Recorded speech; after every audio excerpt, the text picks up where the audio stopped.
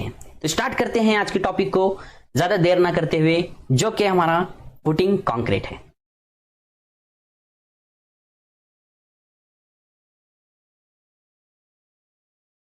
Footing concrete में आपको main point समझना ये है, जैसे कि हमने एक्सकेवेशन कर लिया है। एक्सकेवेशन करने के बाद हम क्या करते हैं, जैसे ही हम टॉप व्यू से देख रहे हैं हमारी ये फुटिंग है।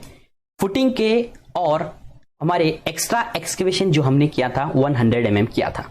अब जैसे कि आपको इसमें दिखाई दे रहा है, जैसे यहां पर फुटिंग का जो साइज दिया गया है 1.8, that is 1800 by 1800 for F1 footing, और F2 फुटिंग के लिए हम क्या करते हैं 1.5 लेते हैं, यानी कि 1500 by 1500 हमारा एज पर ड्राइंग के हिसाब से हम ले रहे हैं।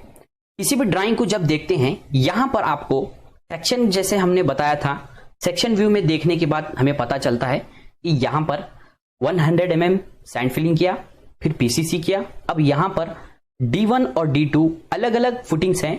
पहला फुटिंग है रेक्टेंगुलर फुटिंग और दूसरा है ट्रापेजॉइडल फुटिंग।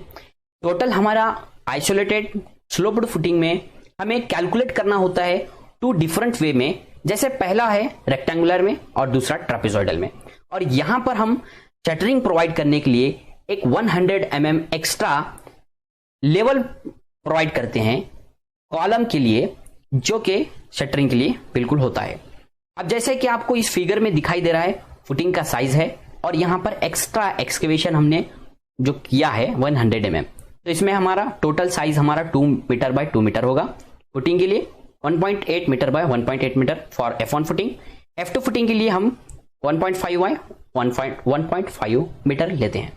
अब यहां पर D2 जो कि आइसोलेटेड स्लोप फुटिंग में आपको जो सेंटर लाइन लेआउट प्लान में दिखाई देता है, जैसे कि आप देख रहे हैं, यहां पर 2 अलग अलग डिफरेंट वे के दो अलग अलग फुटिंग के डिफरेंट 2 डेप्थ हैं, जो कि D1 और D2 है। अब नेक्स्ट स्लाइड में आपको समझने को मिलेगा, जब आप इसमें फिगर में देखिए, जैसे कि यहां पे आइसोलेटेड स्लोप्ड फुटिंग किया गया है, तो करना किस तरह होता है 100 mm एक्स्ट्रा के लिए ये रखना है यहां से ऑल 4 साइड से, और इसको प्रॉपर वे में स्लोप करना है। लोकल एरियाज में आपने देखा होगा, लोकल स्मॉल हाउसेस के लिए जो बनाए जाते हैं वो इस तरह से स्लोप आइसोलेटेड फुटिंग नहीं दिया जाता। तो उससे क्या होगा और इससे क्या होगा हमारे फुटिंग पे इफेक्ट। जैसे कि आप इस फिगर में देख रहे हैं, ये जो हमारा कॉलम का जो लोड होगा, लोड हमारा जो ट्रांसफर होगा वो बिल्कुल स्लोप फुटिंग जब हम प्रोवाइड करेंगे तो वो इस तरह से हमारा चारों साइड से लोड ट्रांसफर होगा। लेकिन आपने यहां पर लोकल साइड में आपने देखा होगा सिर्फ रेक्टेंगुलर फुटिंग दिया जाता है, जिसमें क्या होता है, ये एक्ट करता है पॉइंट लोड। पॉइंट लोड के कारण इसका क्रैक होने का चांसेस हो सकता है। तो जब भी कंस्ट्रक्शन स्टार्ट करेंगे तब ये जरूर देखें कि फुटिंग को किस तरह से प्रोवाइड किया जा रहा है। आज के बाद कभी भी अगर आप एस्टिमेशन इंजीनियर हैं ठीक है, लेकिन एक साइट इंजीनियर अगर हो तो बिल्कुल ये जान लीजिए कि प्रोसेस में ये एक बात जरूरी होती है कि स्लोप आइसोलेटेड फुटिंग दिया जाना चाहिए।